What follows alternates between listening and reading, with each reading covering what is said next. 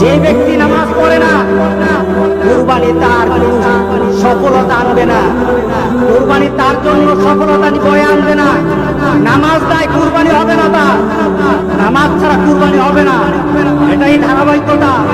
ইন্না আতাইনাকাল কাউসার ফাসাল্লি লিরাব্বিকা ওয়ানহার। নামাজ আগে, কুরবানি পরে। আর আমাদের সমাজে এমন মানুষ আছে নামাজ পড়ে না, কিন্তু লক্ষ লক্ষ টাকা দামের কুরবানি ছাড়ে না। তার মানে কি? যে দিন বুঝে না, যে ইসলাম বুঝে না, মুহাম্মদ সাল্লাল্লাহু আলাইহি সাল্লামকে দেওয়া আল্লাহর ঘোষণাও জানে না, ইব্রাহিম আলাইহিস সালামকে দেওয়া সেই কুরবানির নীতি জানে না, এই কুরবানি তার জন্য কোনো সফলতা বয়ে আনবে না। সুতরাং যারা কুরবানি দিচ্ছেন, আপনার নামাজ নাই, যাদের সাথে নামাজ নাই, যাদের সাথে নামাজ নাই, নামাজি ব্যক্তি যেন তাদের সাথে কুরবানি না দেয়। কারণ বেনামাজির কুরবানি হবে না।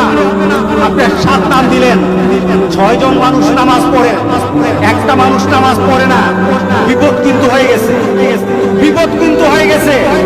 কারণ 6 ব্যক্তির অংশটা কিন্তু আরেকজনের সাথে সংযুক্ত হয়ে আছে। ওই ব্যক্তির বেনামাজি হওয়ার কারণে উলামায়ে কেরামের মতামত, সব উলামায়ে কেরামের মতামত, নামাজ যার থাকে না কুরবানি তার হয় না।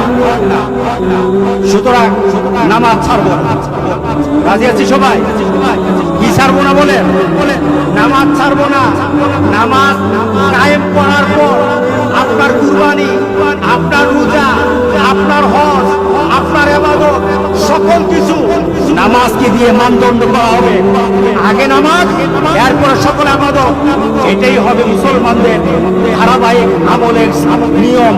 যাদের সাথে নামাজ নাই, আজকে চলুন তওবা করি, আজকে তওবা কবুল হবে। আজকে আল্লাহ মাফ করে দিবে, আজকে আমাদের গুনাহগুলি মাফ করে দিবে। আজকে তো আমরা এমন ভাবে আল্লাহর কাছে বলবো, বাবু তোমার আরাফাতের ব্যক্তিগুলি আরাফাতে কেঁদেছে, এদের মনে কিন্তু সুখ ছিল না, এদের মনে কিন্তু আনন্দ ছিল না। কারণ আরাফাতের ময়দানে 10,000 মানুষ থাকে না। মুহাম্মদ সাল্লাল্লাহু আলাইহি সাল্লাম যখন হজ করে গেলেন, তখনই তো 100 লাখের উপর মানুষ ছিল। 10,000 মানুষ আরাফাতের ময়দানে কখনো ছিল না।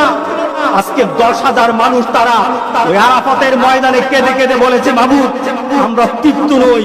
কারণ যেখানে থাকার কথা ছিল 40 থেকে 50 লক্ষ মানুষ, যেখানে 50 লক্ষ মানুষ আল্লাহর দরবারে কাঁদার কথা ছিল, সেখানে 10,000 মানুষ তাদের আবেগটুকু দিয়ে আল্লাহর দরবারে কেঁদে কেঁদে বলেছে, মাবুদ এই দুনিয়া থেকে তুমি মেহেরবানি করে বিপদ দূর করে দাও, গোটা পৃথিবীর মানুষকে স্বাভাবিকভাবে হজ করার মতো তৌফিক দান করে দাও।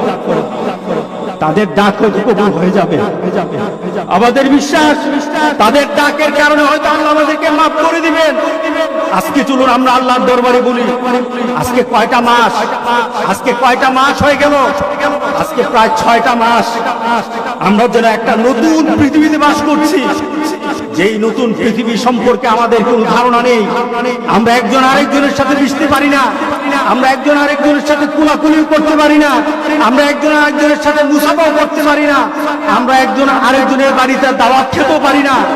আল্লাহ সুবহানাহু ওয়া তাআলা বলেন, আমার হুকুম মান। মুসাকে যেভাবে আমি বিপদ থেকে বাঁচিয়ে দিয়েছি, ইব্রাহিম আলাইহিস সালামকে আমার কথা মানার পর যেমন কুরবানি সন্তানকে না দিয়ে আমি দুম্বা দিয়ে কুরবানি করার ব্যবস্থা করে দিয়েছি, আমার কথা মানো, আমি ঠিক তোমাদেরকে ওইভাবে একটা মর্যাদার শিখরে দিয়ে দেবো ইনশাআল্লাহ।